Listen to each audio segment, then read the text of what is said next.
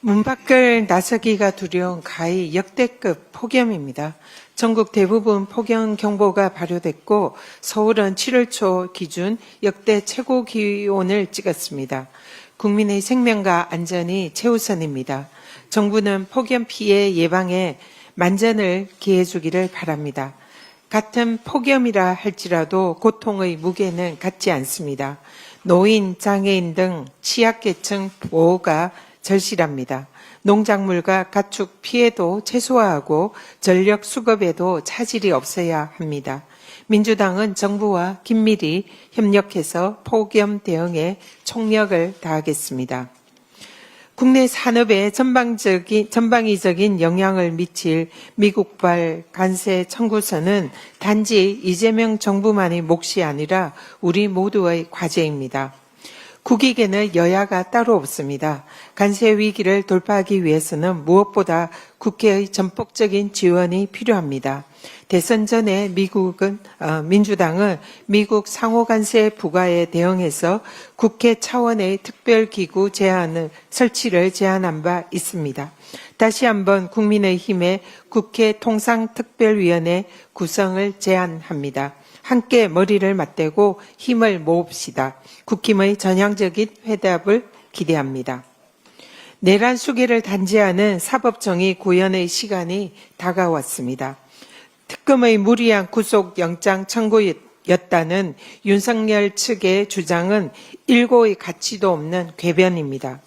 헌법과 국민을 반역한 내란 수계가 구속되지 않는다면 누가 앞으로 사법부 결정을 신뢰하겠습니까? 사법 질서의 근간이 흔들리게 될 것입니다. 윤석열이 있어야 할 곳은 따뜻한 안방이 아니라 시원한 안방이군요. 아니라 구치소입니다. 법원은 자고 오면 하지 말고 오직 법과 원칙에 따라서 내란 수계 윤석열의 구속영장을 발부하십시오.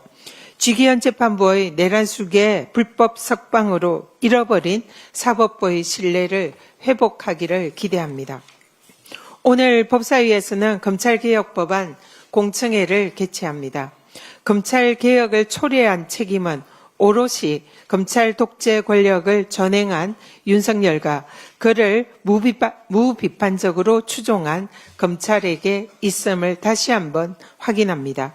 윤석열과 검찰이 자초한 검찰개혁 과제는 이제 민주당이 완성하겠습니다. 송은석 국힘 비대위원장이 김건희 특검에 윤상현 의원 압수수색을 두고 정치 보복하지 마라 어깃장을 놓았습니다. 진실을 밝히려는 특검에 대한 협박이자 수사방해입니다. 윤상현 의원은 김영선 전 의원 불법 공천과 관련한 핵심 의혹 당사자입니다. 명태균 씨에게 전화를 걸어서 상현이에게 한 번 더 얘기할게.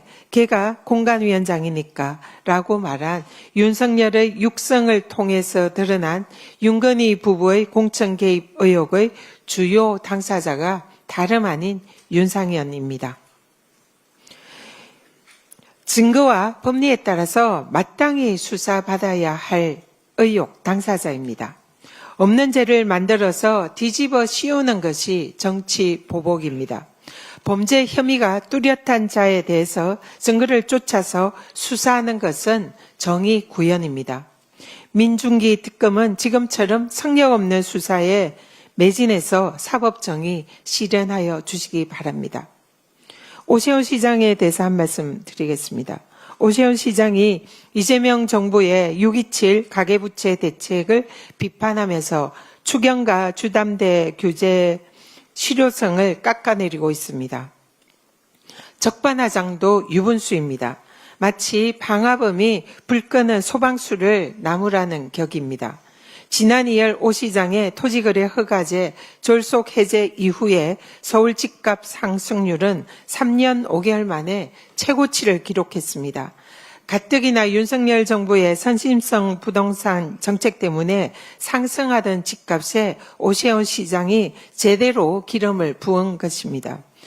이재명 정부의 이번 대출 규제는 오 시장과 윤석열 정부의 부동산 정책 실패로 야기된 집값 상승을 막기 위한 불가피한 조치였습니다. 실제로 최근 서울 아파트 거래량과 거래 금액이 각각 65%포인트, 67%포인트로 줄어들면서 효과를 보고 있습니다. 오세훈 시장은 서울시와 SH공사가 초래한 서울시 안심주택 전세 사기 피해자인 청년들께 사과하고 자신의 부동산 정책 실패를 반성하고 자숙하십시오. 새 정부 헌진 내기에 급급해서 남의 눈 티끌 찾기에 급급하기 전에 제 눈의 들보부터 살펴보기 바랍니다. 이상입니다.